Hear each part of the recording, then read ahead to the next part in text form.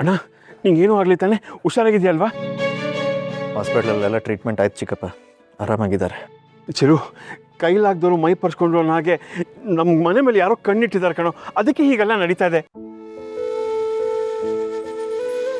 ಸದ್ಯ ನೀನು ಸೇವ್ ಮಾಡಿದಿಲ್ಲ ಅಣ್ಣನ.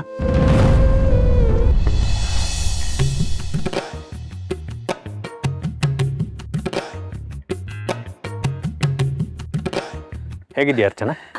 ಅಣ್ಣ ನಾನು ಚೆನ್ನಾಗಿದ್ದೀನಿ, ನೀನು ಹೇಗಿದ್ಯಾ? ಚೆನ್ನಾಗಿದ್ದೀನಿ. ಗುರು ಹೇಗಿದೆಯೋ? ನೋಡಿ ಹೇಗಿದ್ದೀನಿ.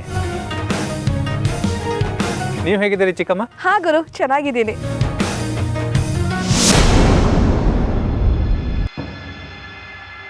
ಗುರು, ಅಲ್ಲ ಇದೇನಿದು? ನನಗೊಂದು ಸಣ್ಣ ಇನ್ಫಾರ್ಮೇಷನ್ ಇಲ್ದಿರನು ಹಾಗೆ ಬಂದ್ಬಿಟ್ಟಿದ್ದೀರಾ?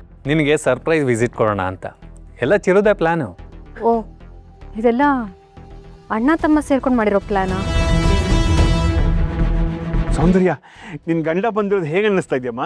ಹಾಂ, ಇದೇನು ಹೀಗೆ ಕೇಳ್ತಿದ್ದೀರಾ ಚಿಕ್ಕ ಮಾವ? ಖುಷಿನೇ, ನನಗೆ ಖುಷಿನೇ.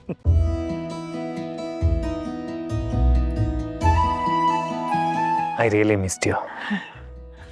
I missed you too. ಬನ್ನಿ ಒಳಗೆ ಹೋಗೋಣ.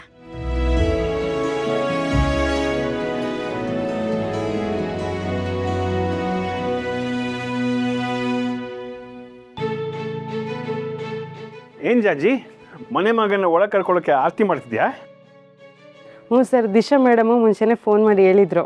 ಓಹ್, ದಿಶಾ ನಮ್ಮ ಮಾಡರ್ನ್ ಸೊಸೆ ಆದ್ರೂ ಆಚಾರ ವಿಚಾರ ಮಾತ್ರ ಮರ್ತಿಲ್ಲ. ಚಿಕ್ಕಮ್ಮವ, ನಮ್ಮ ಭಾವನಿಗೆ ಯಾರ ದೃಷ್ಟಿನೂ ಬೀಳಬಾರ್ದು, ಅದಕ್ಕೆ. ಸೌಂದರ್ಯ ಬನ್ನಿ.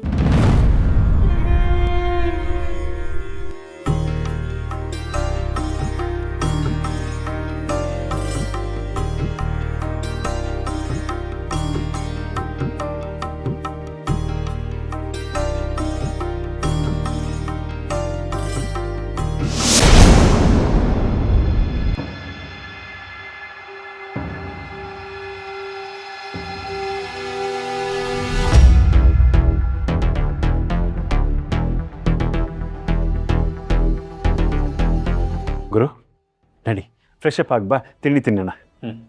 ಬಾ.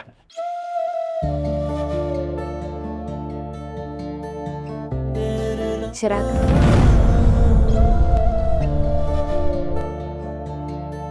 ನನ್ನ ಮಾತಿಗೆ ಬೆಲೆ ಕೊಟ್ಟು ಗುರುಭಾವನ್ ಕರೆಸಿದ್ರಲ್ವಾ, ತುಂಬ ಥ್ಯಾಂಕ್ಸ್.